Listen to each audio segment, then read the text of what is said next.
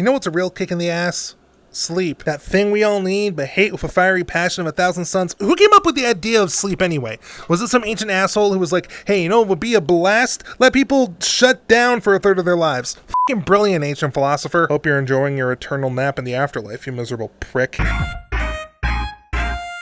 Alright. Let's dive into this existential dread known as sleep. First off, let's acknowledge that sleep is a goddamn paradox. It's supposed to be this rejuvenating force, like a magical elixir for your soul, but in reality, it's just a big fat waste of time. You spend 1/3 of your life unconscious, drooling on your pillow like a fucking slob, and for what?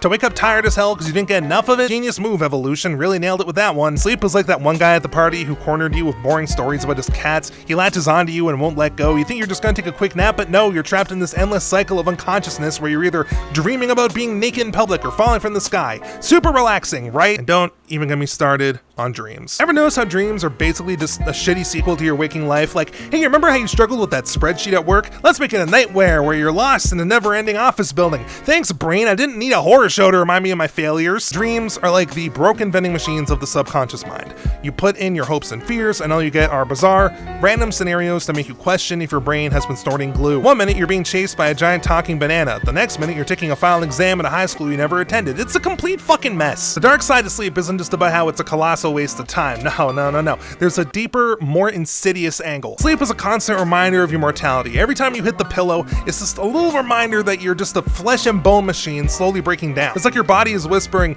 hey buddy, you're getting older. Time to start thinking about that retirement plan you don't have. I mean, think about it. You spend 8 hours a day in this unresponsive state where you're not really living, but you're not dead either. It's like the universe's way of saying, congratulations, you're living, but only in the most boring, non-existent way possible. And what about those people who say they enjoy sleep? What kind of insane sleep-addicted cult are they part of? Are they secretly members of a Sleep Forever support group? Hi, I'm Bob, and I've been napping for 14 hours a day for the last 5 years. Anyone else here get off on dreaming about being a medieval knight? If you're like me and you want to rebel against this sleep tyranny, I got some alternatives for you. Number 1, the power nap. It's like sleep's little appetizer, just a quick 10-minute snooze before you get through the day. Just be careful, because if you nap too long, you're back in the same goddamn cycle of drowsiness. It's a slippery slope. You ever wake up from a nap feeling like you've been hit by a freight train? It's like your brain's way of trying to tell you, oh, you wanted to refresh? Sorry, you're getting a fucking coma instead. Number 2, caffeine overdose. That's right, if you want to fuck up your sleep schedule even more, drink caffeine like it's your new best friend. Red Bull, Monster, just a shitload of coffee. Let that jittery anxiety fuel you through the night. You'll be buzzing around like a caffeinated scroll on crack. Just don't go overboard. You're gonna end up like the guy who tries to climb a building because he's feeling it after his 5th espresso. Number 3, cryogenics. Alright, this one's a bit extreme, but hear me out. Why not freeze yourself until someone figures out how to cure all of your life problems? It's not like you're doing anything important while you're asleep, right?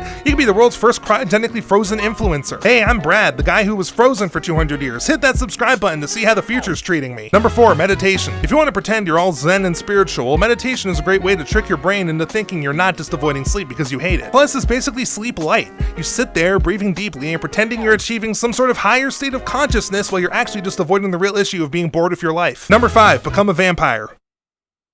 Just go full Twilight on this shit. Embrace the eternal night, live in the shadows, and avoid sleep altogether. It worked for Edward, right? You get to be broodingly handsome, have superpowers, and never ever sleep again. Just watch out for garlic and daylight. Those things are the worst. Number 6, start a new hobby. If you're trying to avoid sleep because you're bored, pick up a new hobby. Learn to play the bagpipes, become a competitive yo-yoer. Start collecting stamps from every country you've never been to. You'll be so busy with your new weird passion that sleep will become a distant memory. Or at least it'll feel that way until you collapse from exhaustion.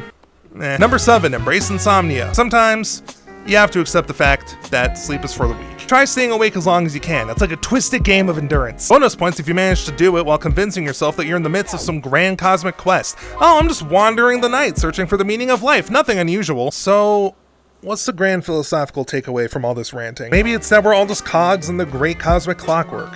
Sleep is the universe's way of reminding us that no matter how hard we try to break free from the mundane, we're always going to be trapped in an endless cycle of existence. Or maybe it's a fucking inconvenience that we need to get over. Sleep is like the universe's way of saying, hey, you know that stuff you're trying to accomplish? Let's put a little damper on that. It's the constant reminder of our limitations, and it's fucking annoying. Maybe there's a lesson in there somewhere about accepting what we can't change and finding joy in the chaos of life. Or maybe it's just that we're all screwed no matter how we slice it. So the next time you hit the hay and dream of flying unicorns or falling into a pit of paperwork, just remember that there are alternatives. Embrace the sleepless chaos or just let it be.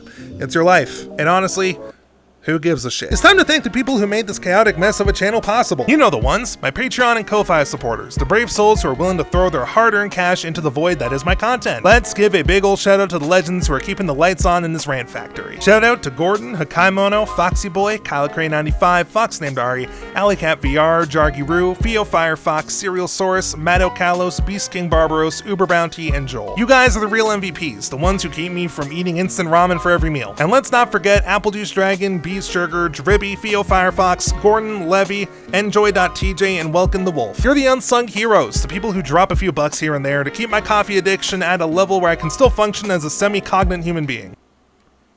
Thanks a ton to all of you for supporting this circus of a channel. Without you, I'd be sitting in a dark room yelling into the void, hoping someone would hear me complain about the futility of sleep.